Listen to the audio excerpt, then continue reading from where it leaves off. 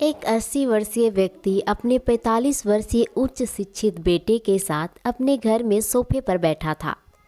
अचानक उनकी खिड़की पर एक कौवा आ बैठा। पिता ने अपने बेटे से पूछा, यह क्या है? बेटे ने जवाब दिया, यह एक कौवा है। कुछ मिनटों के बाद पिता ने अपने बेटे से दूसरी बार पूछा। बेटे ने कहा, पिताजी, मैंने अभी आपको बताया यह एक कौवा है। थोड़ी देर बाद बूढ़े पिता ने फिर से अपने बेटे से तीसरी बार पूछा, यह क्या है? इस समय बेटे के स्वर में कुछ जलन महसूस हुई।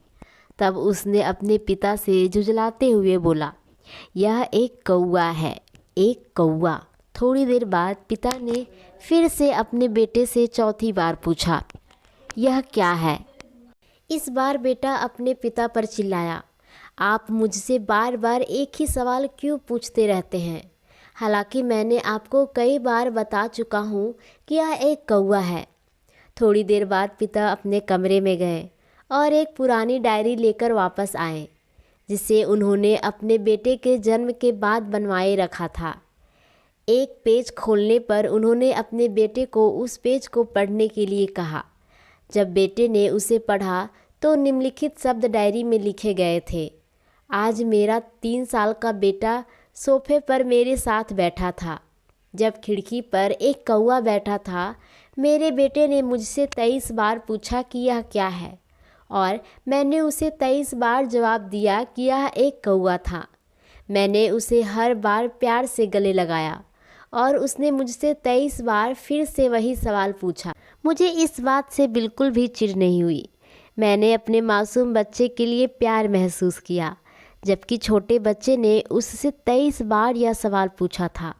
पिता को 23 बार पूछे सवाल का जवाब देने में कोई जलन महसूस नहीं हुई, और आज जब पिता ने अपने बेटे से सिर्फ 4 बार यह सवाल पूछा तो बेटे को चिढ़ और गुस्सा महसूस हुआ। इसे पढ़ उस बेटे को अपने किए गए व्यवहार का पता चल गया था, जिसके चलते अब वह मन ही मन शर्मिंदा हो गया था। शायद उसे अब किए गए अपने बूढ़े पिता के प्रति व्यवहार पता चल गया था।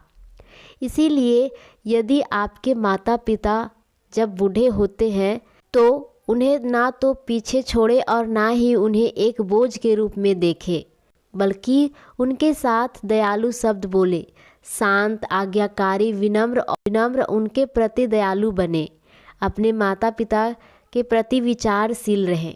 आशा करती हूँ कि आपको ये कहानी पसंद आई होगी। इस कहानी पर आपकी क्या राय है नीचे कमेंट में हमें ज़रूर बताएं। अगर आपको ये कहानी पसंद आई तो मेरे चैनल को सब्सक्राइब, लाइक, शेयर करना ना भूलें। कहानी सुनने के लिए आपका बहुत बहुत धन्यवाद।